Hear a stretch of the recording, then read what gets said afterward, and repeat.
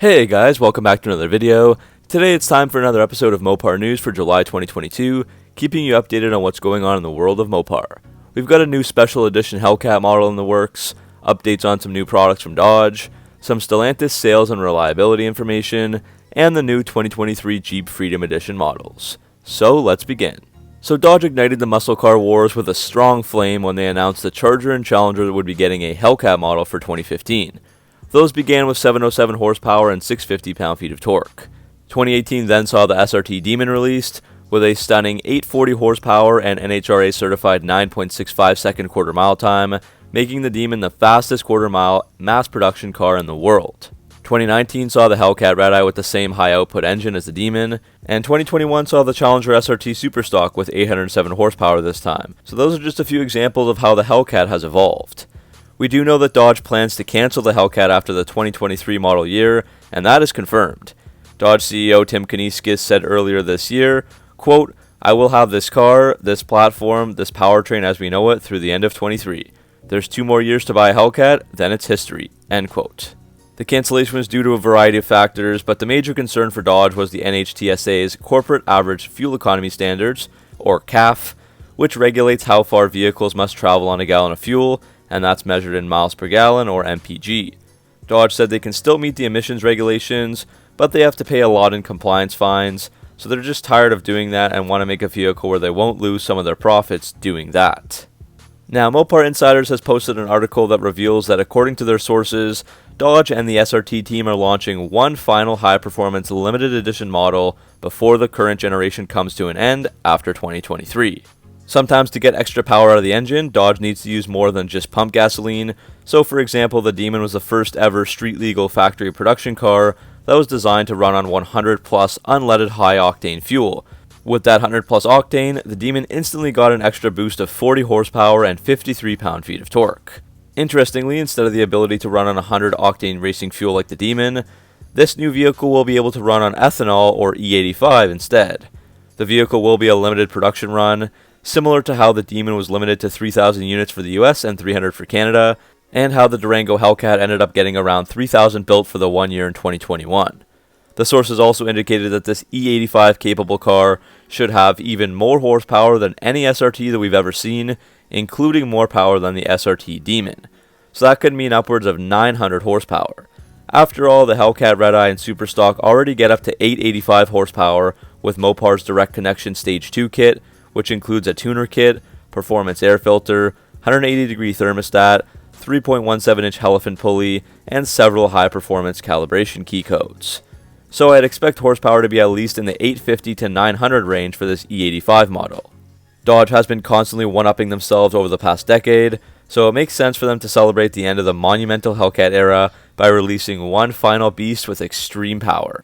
This will be part of the brand's Never Lift campaign, or they also call it 24 Months of Muscle, where they have been opening a garage door on the calendar every so often to unveil news or announcements, and that's basically a roadmap to the brand's performance future. Another question many Mopar enthusiasts are asking is when will Dodge be releasing information about other new products? Well, now we have an answer. It's going to be during the Dodge Speed Week event from August 12th to 20th, 2022 on historic Woodward Avenue.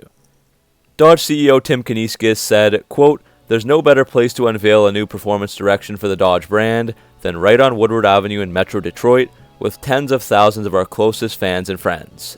We introduced our new Never Lift roadmap last year at Roadkill Nights, and this year the event will serve as a prelude to going wide open throttle on Never Lift. All I can say is the future of our brand will be on display during Dodge Speed Week, and we're throwing open our garage doors so our fans can get a peek for themselves. It's going to be an electric summer for Dodge," end quote. So obviously it seems like Dodge will be making some significant reveals as evident by the Speed Week schedule. So day 3 sees a current muscle car announcement, day 4 with a gateway muscle car announcement, and day 5 will see a future muscle car announcement. Dodge has been teasing us for some time now for these vehicles, so it looks like we will finally see what's going on very soon with these 3 product unveils. We already know that Dodge would be releasing 2 vehicles this summer.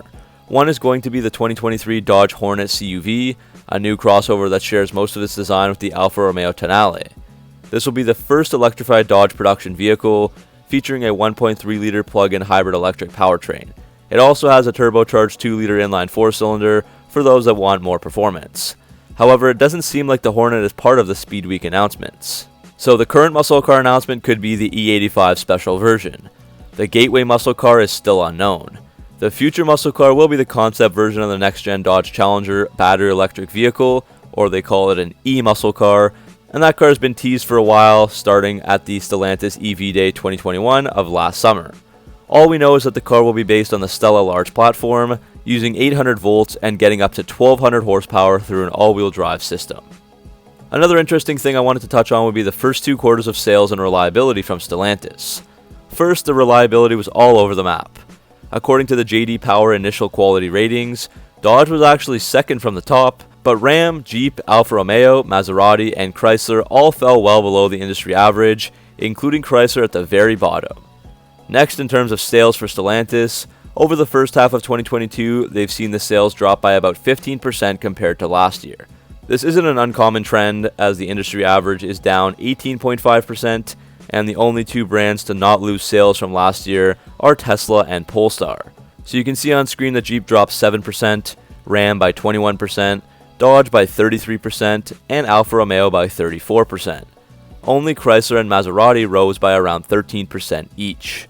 In terms of the brands, Jeep currently makes up 46% of the US and Canadian sales, followed by Ram at 35%, Dodge at 10%, Chrysler at 8%, and Fiat and Alfa Romeo at a tiny 1%. As for the muscle car sales, Dodge has outsold Ford and Chevy during quarter 2 of 2022, which consists of April, May, and June.